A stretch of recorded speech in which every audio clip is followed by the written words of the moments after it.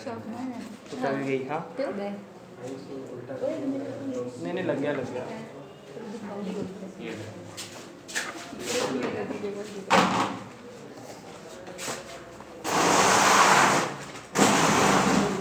बराबर में आगे इस पर रख देंगे, थोड़ा तो ऊपर आएगा, इसको बीच में रख दे।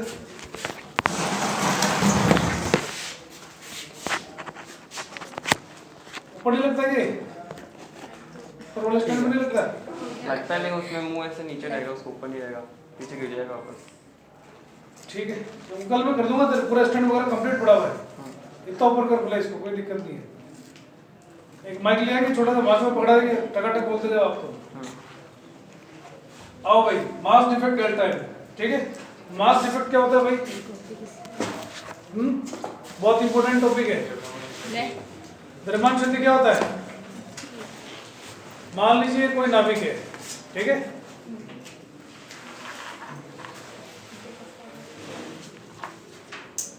सिंपल सा टॉपिक है द्रव्यमान शक्ति। मान लीजिए कोई नाभिक है जिसके पास 10 प्रोटॉन और 10 न्यूट्रॉन है। कितना बेटा?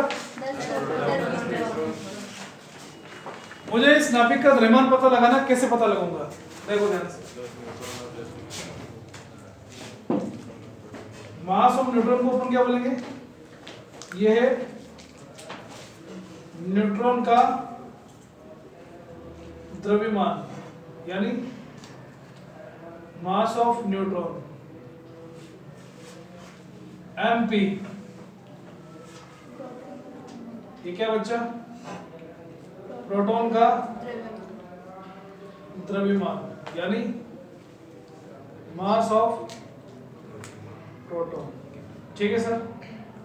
अब है P, यानी प्रोटॉन की संख्या, प्रोटॉन की नंबर ऑफ प्रोटॉन। N मतलब ये लिखा हुआ है न्यूट्रॉन की संख्या, यानी नंबर ऑफ Z और A माइनस Z है ना। प्रोटॉन की संख्या को हम दिखाते हैं Z से, और इसको हम लिख देंगे A माइनस Z। क्या बोलेंगे? A minus Z। चलो भाई, अब A क्या? द्रव्यमान संख्या, टोटल मास नंबर है, ठीक है। अब मैं अगर टोटल मास नंबर में से प्रोटॉन घटा दूं तो नंबर ऑफ न्यूट्रॉन निकल के आ जाएंगे मेरे पास में। आ जाओ आगे बढ़ते हैं। तो नाभिक का सैद्धांतिक द्रव्यमान, यानी क्रिटिकल मास ऑफ न्यूक्लियस, इसको हम लिखाते हैं M थ्योरेटिकल न्यूक्लियस मास। MNT से दिखाएंगे, किसे दिखाएंगे? MNT, थ्योरेटिकल न्यूक्लियस मास। हाँ हाँ यार, कई करो, अब कैसा करो यार, तो थोड़ा तो लगाड़ो को नहीं, पर अपन जाना पड़ी, ठीक है। जो 5 मिनट मैंने कैसे रुको, 2 मिनट। MNT क्या हो जाएगा? थ्योरेटिकल न्यूक्लियस मास, ठीक है। हाँ भाई, अब सिद्धांतिक मान का मतलब क्या होता है? तो आप लोग क्या करें, MNT निकालने के लिए Z नंबर ऑफ प्रोटॉन ले लो, मास ऑफ प्रोटॉन के साथ मल्टीप्लाई कर दो, तो सारी लड़कियों का मास आ गया, याद आ रहा है? अब बाकी क्लास में क्या बचे? लड़के बचे। तो टोटल जो बच्चे थे वो कितने? A हैं, उसमें से लड़कियों की संख्या को घटा दो तो क्या आ गए? लड़कों की संख्या यानी न्यूट्रॉन की संख्या आ गई। इसको किससे गुणा कर दो? किससे गुणा कर दो? इसको हम लोग क्या बोलेंगे? MNT। क्या बोलेंगे इसको? This is known as a theoretical nucleus mass, यानी सैद्धांतिक द्रव्यमान। क्या बोलते हैं इसको? सैद्धांतिक द्रव्यमान, है ना। अब इसके बाद में अपन आगे बढ़ रहे हैं।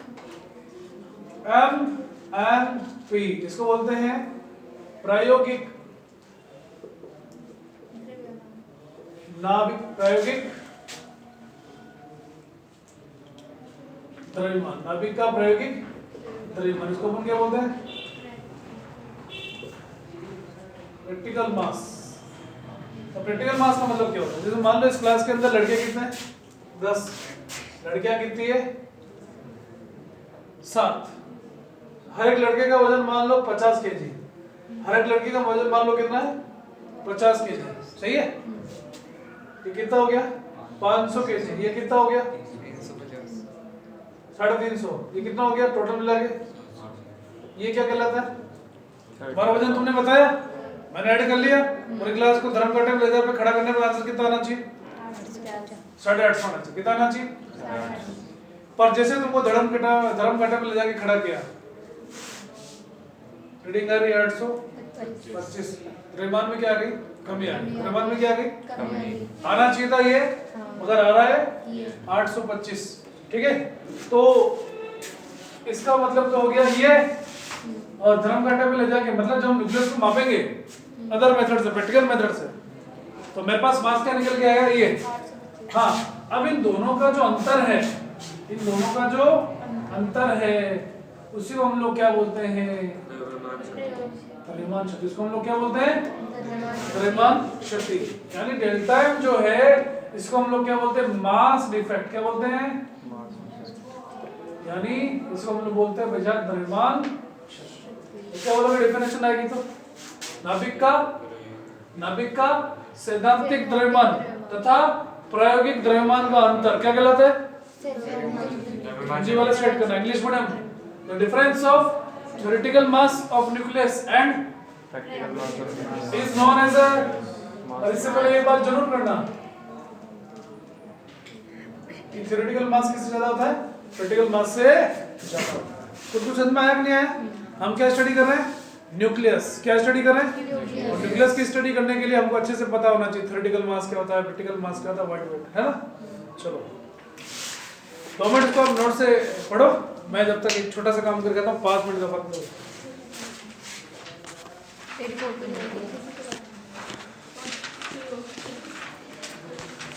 क्षति कहलाता है, बोलो क्लियर है क्या। हाँ। चलो भाई, अब अगली बात ये है कि हमने एक फॉर्मूला निकाला था कल, E बराबर क्या होता है mc स्क्वायर, और मैंने इसको कन्वर्ट किया था डेल्टा m, याद आया 931.5 और delta m into 931.5 mega electron volt, याद है। ये डेल्टा m क्यों आया, change in mass, mass defect है ना ये, मास में चेंज ही। अब मेरी बात समझ, तेरी जो मास डिफेक्ट है वो तुझे किसमें निकालना है, AMU, किसमें निकालना है।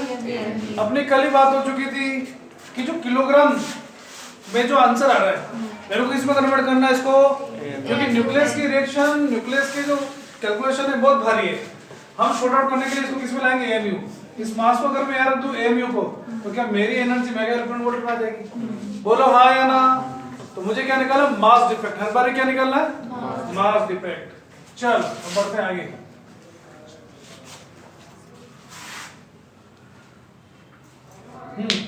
मास डिफेक्ट के बाद में आगे है क्या, बंधन ऊर्जा।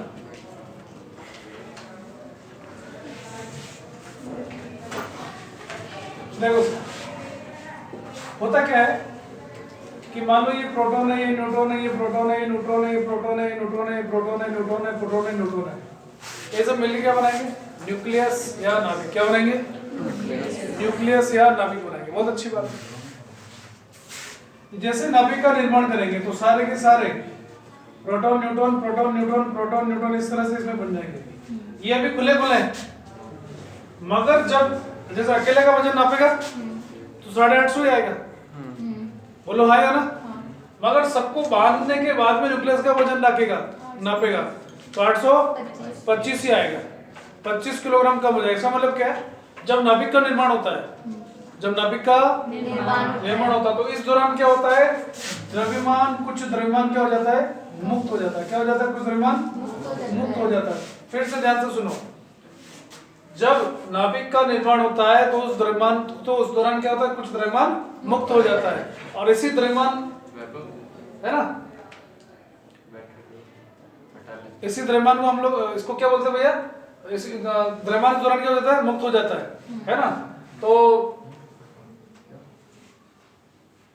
नाभिक के निर्माण के समय जो द्रव्यमान मुक्त हो जाता है, ठीक है, और जो द्रव्यमान मुक्त हो गया वो क्या लेके निकलेगा भैया? एनर्जी। क्या लेके निकलेगा? एनर्जी। इसको हम लोग क्या बोलते हैं? बंधन ऊर्जा। क्या बोलते हैं? देखो पूरी लैंग्वेज आगे पीछे हो गई है। जब नमी का निर्माण होता है तो डेल्टा एम द्रव्यमान क्या हो जाता है? लुप्त हो जाता है, जो कि ऊर्जा के रूप में मुक्त होता है। किस में मुक्त होता है? है ना? इसको हम लोग क्या बोलते हैं? बंधन ऊर्जा। क्या बोलते हैं इसको?